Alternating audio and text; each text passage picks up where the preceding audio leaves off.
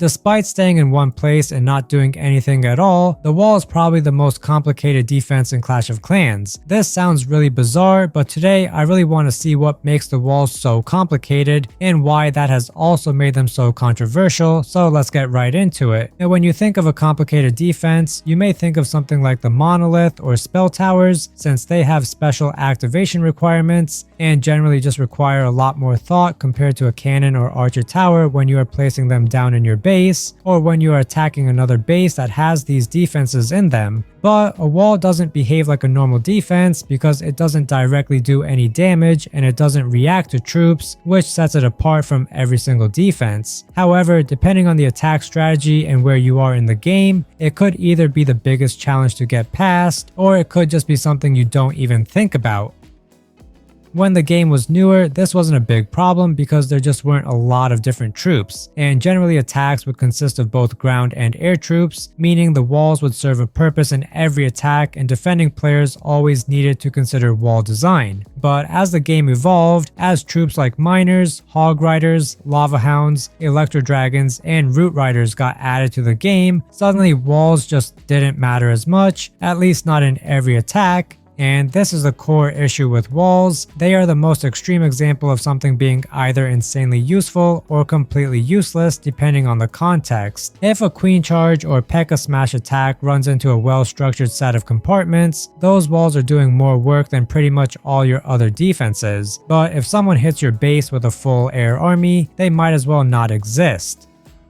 But to understand why walls are such a weird defense, you kind of have to look at three things: how walls function mechanically, how base design incorporates them, and how different troops interact with them. So let's go over all of that, starting with the mechanics of a wall. At their core, walls are obstacles. That's all they do. They get in the way of enemy troops. But that simplicity is deceptive because the value of a wall is determined by how it forces pathing decisions. Every troop in Clash of Clans follows a targeting priority, and walls interrupt that by forcing those troops to take detours or break through them. This sounds simple, but it has massive consequences. It's the reason why a funnel can fail. It's the reason why your queen might randomly walk around the base instead of going in. It's one of those things that seems pretty simple, but it can actually ruin your entire attack, and I'm sure everyone has experienced this many times while they have played the game.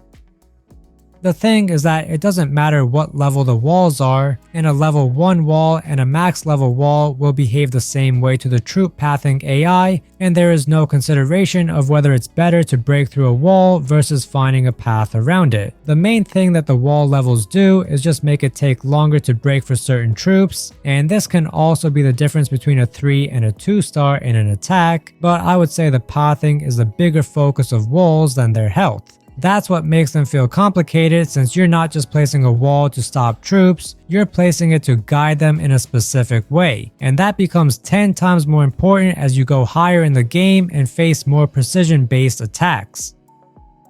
But you can't just completely ignore the wall levels, since they do ultimately play a role, and you can't really just leave them at level 1 because it looks ugly and will make you get 3-starred way more often. However, there is the big problem of them being super expensive, and they are the most expensive things to upgrade in the game. Whether you're farming or trying to push to max, walls are always that annoying leftover grind. And unlike other defenses, walls don't give you that satisfying feeling of progress because you don't get extra damage or unlock any sort of new mechanic. Instead, you just spend hundreds of millions of gold and elixir for something that might get completely ignored in your next defense. This is part of why walls feel so frustrating to max out. It's one of the few upgrades in the game where you can spend weeks grinding out a row of level 15 walls and then get tripled by a root rider spam attack that completely bypasses them, and it just doesn't feel like it was worth putting resources towards those walls. Some people just view the walls as decorations because they make your base look good, but don't seem to provide value a lot of times because the game is currently full of ground attacks that use troops that can get past walls easily,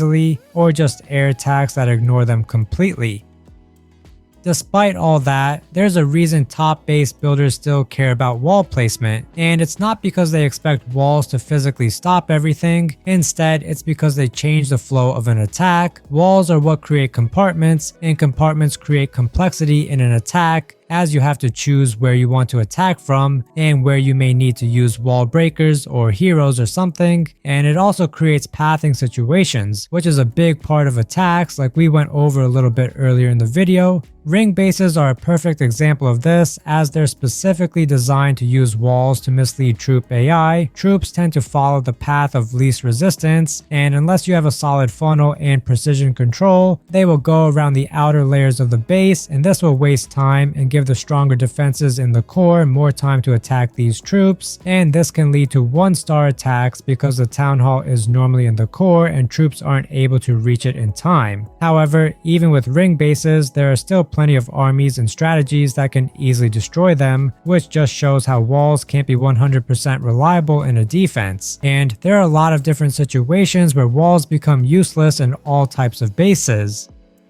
The biggest is really with air attacks, with the most notable troops being balloons, dragons, and electro dragons, as these are typically the most popular air troops you see throughout all town hall levels. They don't register the walls at all because they simply don't matter to these troops, and that effectively renders them useless. Obviously, the overall layout still plays a role in defense, but it's nothing like if a ground army was attacking your base, and even then there are many exceptions. For example, there's the hybrid strategy that consists of the hog riders and miners, and both of these are ground troops that are able to bypass walls, which basically makes them not as important. However, unlike the air attacks, the compartments can still play a role as the walls are taken into some consideration with the AI of these troops. However, it's normally not a big problem, and this strategy can be really good with a proper funnel that lets these troops just go right into the core of the base. But even worse than the hog riders and miners are the root riders, because even though they have to destroy walls to get past them, they are very strong and are basically designed to break walls, and the time it takes for them to get through max level walls is basically non-existent, which is why you can say they just skip through the walls. But what makes them super broken is that they allow for other normal ground troops to also move through the base as they clear the path for them. And this is something you don't see with any other ground troop, and it is why root riders have been so strong and popular. And then there are also the siege machines, with the most notable one being the log launcher, as that is pretty effective at getting through walls and clearing a path for a funnel, and you mainly see that in the mid town hall levels. And this is really why you see so many people saying that walls are completely useless, but as we have went over earlier, the walls can still be very important when it comes to other attacks, and this is why the walls are such a complicated topic in the game.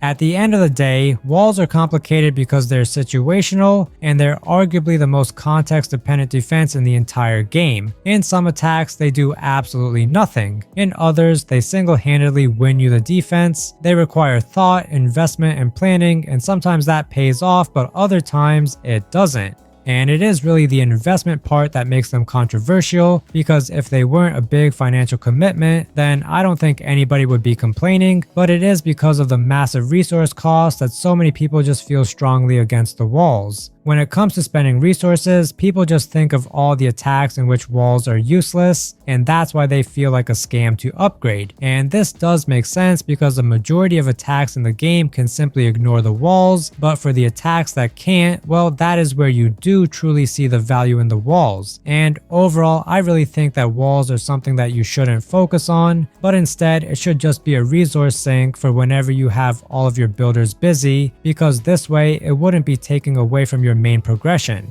Plus, with no training time, it has gotten really easy to farm, and that does make upgrading walls easier, so it is good to see that Supercell is thinking about the players in some way by making the walls less of a commitment and less of a hassle to upgrade, as the resources aren't as big of a problem. But let me know what you guys think of the walls down below, and I'll catch you all in the next one.